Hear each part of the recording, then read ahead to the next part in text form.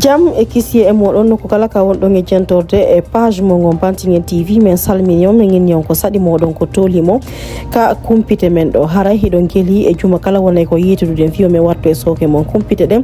hande kadi Allah lan do newnani en hino kumpite de wonde e adorde den fi ko humondiri e kumpite hittude fejjude e der a yontere dem haray hidon geli fi ko humondiri e lannode hitande kala e fi argol hitande heyre wonay do ko direction générale police nationale haray immini e agent be e mana do tedda pade be kandera e fido haray wawgol hiwgol jamaji din fi duitugol accident ji din hikka kadi wonno ko be wadi muradu wotoro dum kono fi kala dum do wadi wonno ko accident ji wadi e nokkeligo katawata nokkeligo worin lajje wobbe woni ko wawi huude murando no fejjiri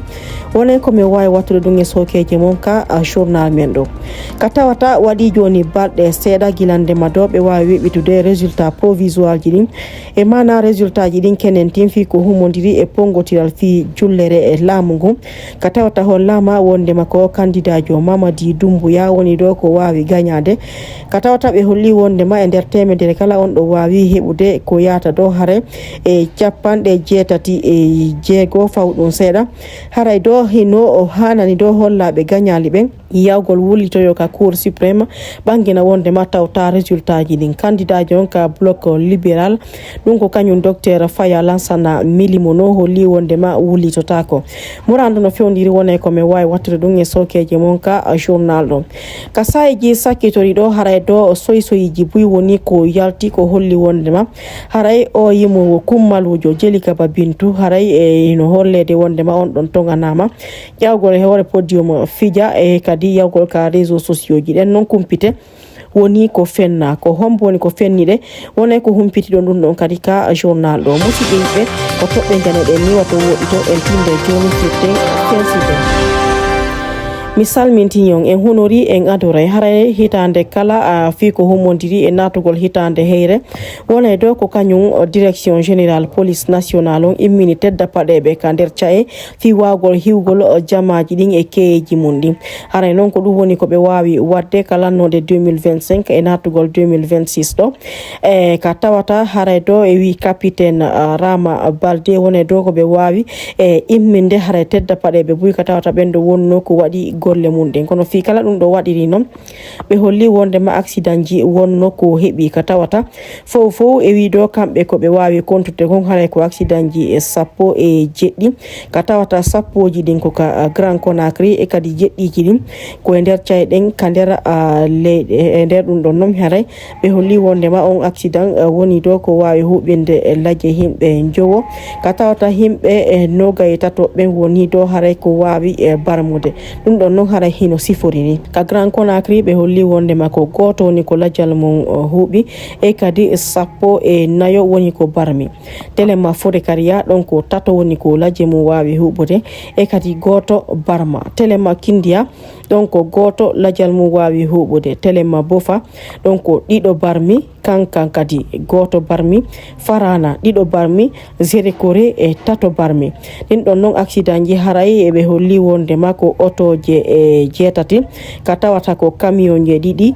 haray biswal gotal koy auto e pinatati way goto e kadi motoji sappo e jeddi ka jokkita ko yewtere makko nen kanyum do haray capitaine Rama Balde wonno do ko wawi hollude wonde matere may 1h du matin on kadi e gol lawol wietengol do haray le prince dum ko telema ka Carrefour Hamdallah Kouza be holli wonde masukabe wonno ko yalti don e kotikaaje ka lawol haray non tedda pade wonno ko wawi yawde don e sakita ben non hado bonon down tirude feƴƴen ɗon holle wonde ma woni ko ɓe fuɗɗiti yewtereji ɗin hakkunde dow haray e syndicaliste ɓen e kadi dow haray gouvernement on fi ko humodiri fayin e dartugol noon e golloɓe ɓen no wawata wurirde gurdam moƴƴan e nder noon yewtereji fuɗɗitade haray dow kañum o Salif Camara wonno dow haray ko wawa haccede nokkuwol nden ka tawata on ɗon ko kanko no secrétaire général kañum dow haray o fédération syndicale professionnelle de l'éducation ɗum ko koko masira FS SPE on ɗon noon haray ka lewru marasi 2025 on ɗon syndicaliste jo wonno to ko wawa yaltinede ka nder syndicat maɓɓe ka tawata hari hiɓe e toñirimo do yennoje e tiiɗude ɗay noon ɗe yennoje ko fewtina ko wiyeteɗo Amadou Diallo kanko tigi noon ɓaytima windawola en fewtinimo landal wonno do haray ko irriti wondema o yeehi toon kono ko nayimo toon ko fiido haray ɓanginalngol ɗimmo e makko ɓen e kañum ɓe wonɓe wadde ɗi yewtereji fiido yoɓe wawu hawrodirde e toɓɓere wotere wondema yoɓe wawu nanodirde ɓaytima siɓe nawdirade hakkude mabɓe kamɓe syndicaliste ɓen ɓe wawata heɓude haray koɓe e faala kon feƴƴen ɗon yewten fi e ɗi élection ji ɓaytima ko nangue yaltugue wo lilante haray ko yata waɗi sayi seeɗa guilandema résultat provisoire ji ɗin jonna ka holla wondema kañum Mamadi Doumbouya woni ko wawi gagnade haray no mi hollirno on noon ka honorɗe candidat ɓe luttuɓe gagnali ɓen hino wawi do yawgol wullitoyo ka cour suprême holla wondema tawta telemma do haray ka bloc libéral ɗum ko o candidat jo docteur Faya Lansana Milimono on ɗon holli wondema haray kanko on o yata o wullitoyo fi kala himo dukiñirmi nonen no élection ji ɗin feƴƴiri noon ɗum ɗon noon haray holli wondema ka sayon fewdiɗo ko kañum Abdoulaye Yero Baldé tun wawi hollude wondema kañum do o hewtoye ka cour suprême ɓaytima o tawaka e koko wiyete do haray e mana e résultat provisoire koko ɓe wawi haray e hollude feƴƴen ɗon fayin e nder jurol goto ngol fi ko humodiri do haray e kañum résultat ji hollaɗi ɗin ka sayon fewdiɗo jammaji ɗin hinno landodirde do haray ko hombo wawata hettude ɗi mbuuɗi e mana 900 millions ji ɗiɓe wallinno ɗin fi do haray yoɓe wawu wallingol candidature ji maɓɓe ɗin haray noon ɗum ɗon hino laaɓi poste ɓaytima ado ɓen ɗon fof yawde wallina candidature ji maɓɓe ɗin hari hollama wondema ko candidat jo wawɗo heɓude ko fanɗi wo jowo e nder temedere nden wawata hettude mbuuɗi mum ɗin se daari noon no résultat ji ɗin hollira noon haray ko Abdoulaye Yero Baldé tun e tañƴina wawa hettude ɗon haray 900 millions ji mum ɗin ɓaytima kanko hollama e nder temedere kala haray ko jeego fawɗum seeɗa woni ko wawi e heɓude si ƴettama wono docteur Faya Lansana Milimono ko bloc libéral on ɗon ko 2,04 woni ko heeɓi Hadja Makale Camara ɗum ko fan on ɗon ko 1,59 woni ko heeɓi si ƴettama do haray telen Sengo Ibrahima AB Silla on ɗum haray ko 0,87 woni ko wawi heɓude si ƴettama telen Sengo Mohamed Nabe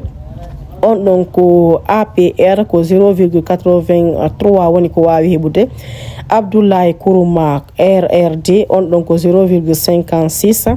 Bouna Keita RGP on ɗon ko 0,53